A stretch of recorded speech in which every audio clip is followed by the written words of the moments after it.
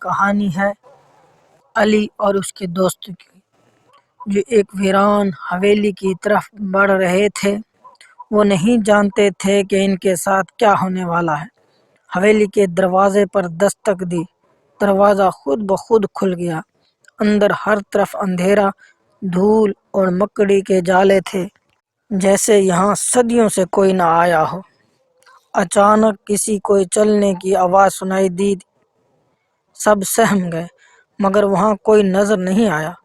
تو پھر یہ آواز کہاں سے آئی، یہ سب سوچنے لگ گئے۔ عائشہ ایک طرف بڑھی اور ایک پرانے آئینے کو دیکھا۔ عائشہ نے اس آئینے میں جھانکا اور جو اس نے دیکھا وہ اس کی چیخیں نکل گئیں۔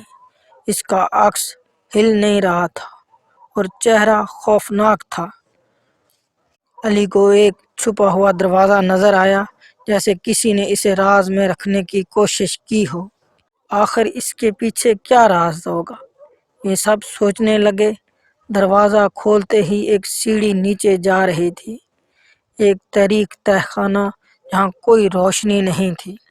نیچے ایک عجیب سی بو تھی اور اچانک ایک پرانی لاش نظر آئی۔ آنکھوں کے گڑھے خالی تھے، جیسے وہ اب بھی کسی کو دیکھ رہی ہو۔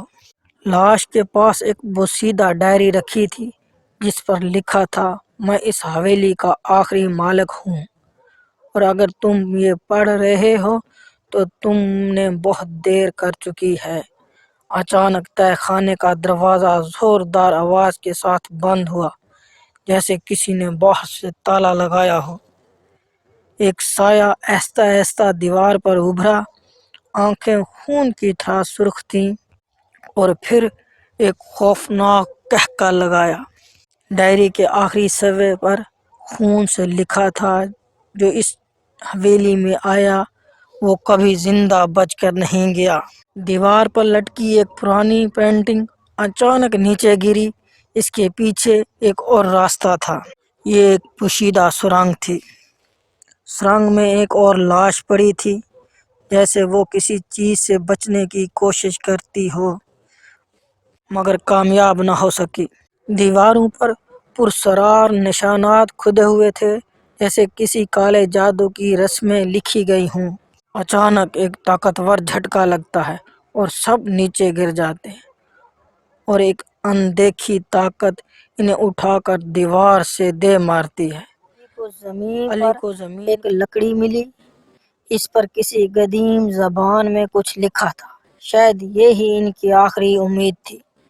جیسے ہی علی نے اس چھڑی سے وار کیا، سایہ زور سے چیخنے لگا اور آہستہ آہستہ ختم ہونے لگا۔ حویلی لرزنے لگی، دیواریں گرنے لگیں۔ ایسا لگ رہا تھا جیسے پوری عمارت تباہ ہونے والی ہے۔ سب نے بھاگنے کی کوشش کی، آخری لمحے پر وہ حویلی سے باہر نکلنے میں کامیاب ہو گئے، مگر جب وہ باہر آئے تو دیکھا حویلی ویسے کی ویسے ہی کھڑی ہے، جیسے کچھ ہوا ہی نہ ہو۔ پھر تھوڑی دیر کے بعد ایک پھر خوفناک قہقہ سنائی دیتا ہے، اور سب سہم جاتے ہیں اور بھاگ جاتے ہیں۔